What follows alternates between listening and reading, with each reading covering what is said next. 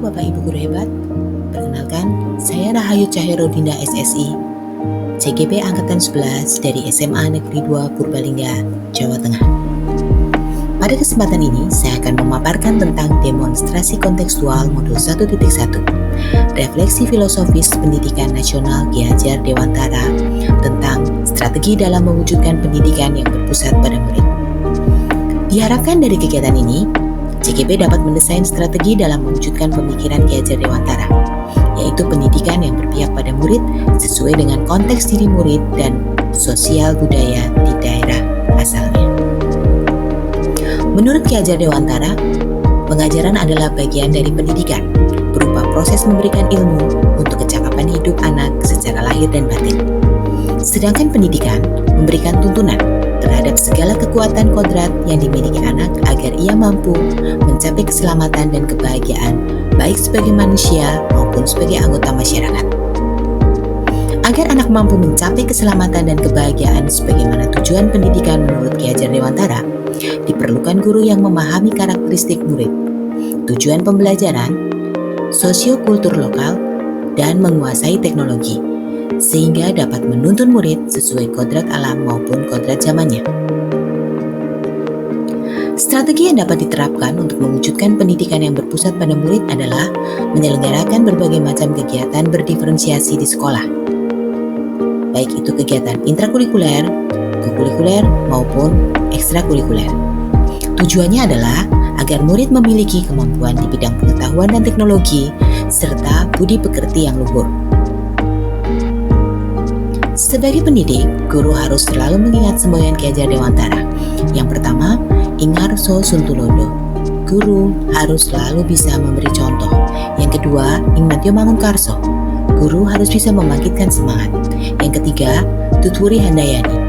Guru harus bisa memberi dorongan dan arahan pada muridnya. Dengan memahami dan menerapkan ketiga semboyan Ki Hajar Dewantara, guru dapat mewujudkan pembelajaran yang menghamba pada murid, yaitu pembelajaran yang memberikan kemerdekaan dalam belajar dan memacu murid agar dapat berpikir kreatif dan inovatif.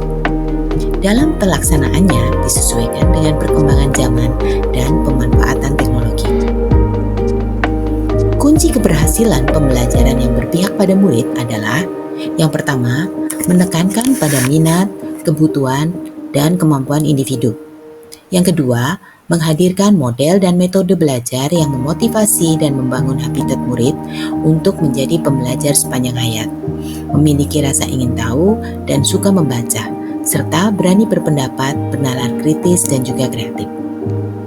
Yang ketiga, memanfaatkan teknologi dan inovasi baru.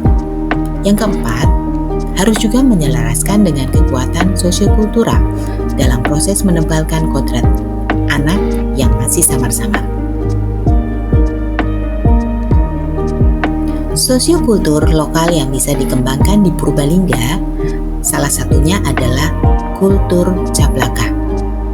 Ini merupakan karakter utama orang Penginyongan atau orang Banyumasan yang memiliki arti bahwa orang Penginyongan itu bicara apa adanya dan berterus terang. Pemikiran KHD bisa dikoneksikan dengan budaya Cablaka yang mengutamakan keterus-terangan dan spontanitas. Jika budaya tersebut dikembangkan dan dipadu dengan berpikir kritis dan analitis, akan mendorong murid untuk mengungkapkan ide, kemauan, dan juga untuk mewujudkannya, murid bisa didorong untuk bergotong royong dengan rekan-rekannya. Sebagai pendidik yang berada di tengah-tengah murid, guru harus merangsang terciptanya ide dan gagasan-gagasan. Guru juga harus menjalin komunikasi yang baik dengan anak. Harapannya mereka bisa terbuka dalam menyampaikan masalah, ide, dan pemikirannya. Ternyata mengkoneksikan pemikiran Ki Hajar Dewantara dengan budaya Cablaka dalam menciptakan pembelajaran yang berpihak pada murid tidaklah mudah. Banyak tantangan yang muncul. Di antaranya yang pertama adalah kompetensi guru tentang pemahaman prinsip pendidikan KHD, pengelolaan pembelajaran berpusat pada murid, dan juga bagaimana mengintegrasikan sosiokultur dalam pembelajaran masih perlu ditingkatkan. Yang kedua, pengembangan sosiokultur Cablaka terkendala karena banyak orang salah kaprah mengartikan Cablaka sebagai sikap ceplas-ceplos atau urakan tanpa dasar. Yang ketiga, motivasi internal dari beberapa murid untuk berperan aktif dalam kegiatan intrakurikuler, ekstrakurikuler, dan kokurikuler juga masih perlu ditingkatkan. Solusi untuk mengatasi ketiga permasalahan tadi adalah yang pertama, guru bisa mengikuti berbagai pelatihan untuk mengembangkan kompetensi tentang prinsip pendidikan KHD, pengelolaan pembelajaran yang berpusat pada murid, dan juga bagaimana mengintegrasikan sosiokultur dalam pembelajaran. Yang kedua, guru selalu mendampingi murid dalam berproses menguatkan karakter Cablaka. Sehingga dalam arti positif, karakter ini bisa dikembangkan. Murid bisa menjadi pribadi yang jujur, berani berpendapat dengan didasari pikiran yang kritis dan analitis. Yang ketiga, keteladanan dari guru dapat meningkatkan motivasi internal murid untuk berperan aktif dalam berbagai kegiatan. Contoh pendidikan berpusat pada murid yang telah diterapkan di SMA Negeri 2 Purbalingga adalah sebagai berikut.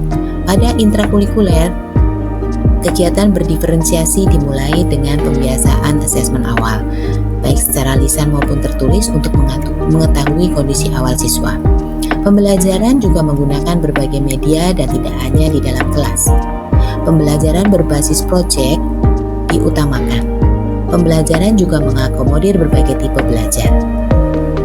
Asesmen sumatif tidak hanya dilakukan secara tes, tapi juga bisa dilakukan secara non-tes.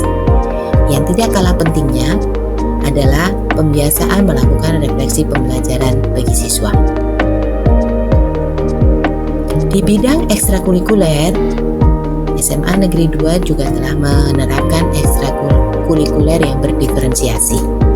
Di sekolah kami ada 24 kelompok ekstrakurikuler, di antaranya adalah aeromodeling, pramuka, OSN, jurnalistik, PMR, komputer, karawitan, seni tari, paskibra, berbagai macam kegiatan olahraga seperti atletik, volleyball, dan juga bela diri.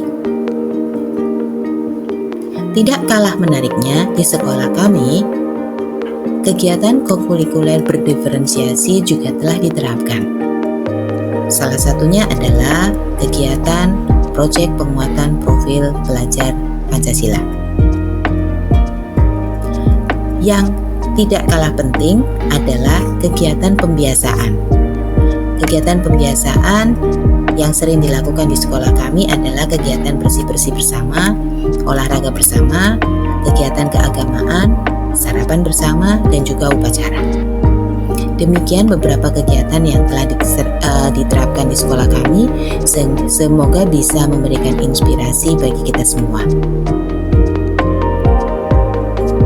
Dalam rangka mengatasi permasalahan yang terkait dengan kompetensi guru, di sekolah kami juga sudah sering mengadakan berbagai kegiatan peningkatan kompetensi guru.